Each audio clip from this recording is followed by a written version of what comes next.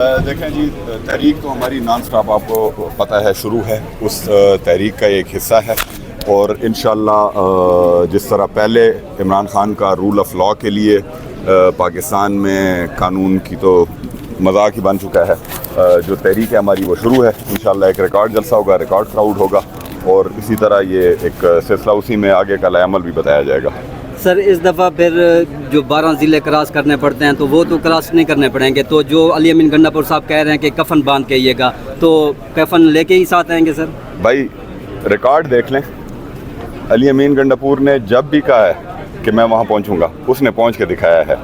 अब भी कहना तो नहीं चाहिए लेकिन मैं रिकॉर्ड पे कह देता हूँ, उस दिन 12 रबर बुलेट्स के निशान मैंने उसकी बॉडी के ऊपर खुद देखे हैं।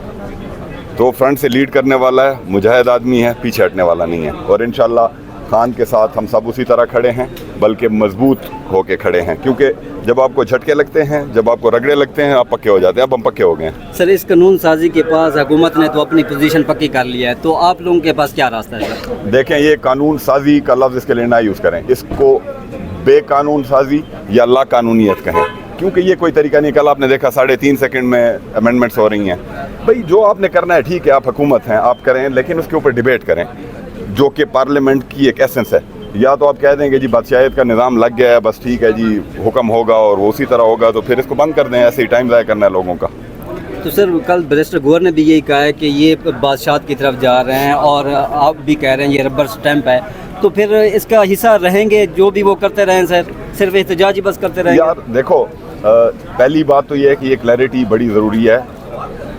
पॉलिटिकल पार्टीज़ कोई मिलिटेंट ऑर्गेनाइजेशन नहीं होती है। अगर तो हम होते कोई अल्लाह माफ़ करे मिलिटेंट ऑर्गेनाइजेशन, तो हम हथियार से लड़ते। हमने तो गोलियां सामने से खाई हैं, फिर भी हम पूरा मन रहे हैं। आप देख लें, रिकॉर्ड देख लें, 9 मई के बाद जितने जुल्म PTI के ऊपर हुए हैं, उसके बावजूद हमारा वर्कर, हमारा लीडर, हर बंदा पुरअमन रहा है, बेशक वो सामने से गोलियाँ भी खाते रहें। जहाँ तक तहरीक की बात है, देखें जी, तहरीकें सारी दुनिया में चली हैं, इनकलाब सारी दुनिया में हैं। हमारी कोशिश है और अल्लाह से दुआ है कि इनकलाब खूनी ना हो, और इंशाल्लाह जो हमारा पुरअमन एक एहतजाज है, पुरअमन जो हमारा राइट है, वो हमने इस्तेमाल करना है। बाकी पार्लियामेंट में हमें लोगों ने भेजा है, तो उन लोगों का एतमाद है। अगर वो लोग आज हमें कहते हैं कि पार्लियामेंट को छोड़ो, आ जाओ वापस, तो हम वापस आ जाएंगे, हमें क्या फ़र्क पड़ता है। सर ये बताइएगा कि कल एक यहाँ पे बिल पेश हुआ और उसके बाद उसमें तरमीमी एक्ट जो आर्मी चीफ की और दीगर चीफ की जो रिटायरमेंट की हद है वो 5 साल मुकर्रर कर दी गई, इसके ऊपर क्या कमेंट है? देखें, अगेन मैंने जिस तरह पहले कहा कि कोई भी लेजिस्लेशन आपने करनी होती है, लेजिस्लेशन का मतलब ये होता है कि आप बेहतरीन है सिस्टम के अंदर, उसको डिबेट करें, उस पर सबकी राय लें। 3.5 सेकंड में कानून अगर पास करना है तो असम्बली को फिर बंद कर दें, यही कहूँगा। असम्बली के अंदर जो अपोजिशन का और हुकूमती बेंचेस का आपस में वहाँ पे हाथापाई नारेबाजी हुई, इसको किस नज़र से देखें? अनफॉर्चुनेट है, देखें जी, और इसमें फिर कल जिस तरह शायद खटक साहब ने भी इसके ऊपर रोशनी डाली, कुछ हमारे और मेंबर्स ने भी रोशनी डाली।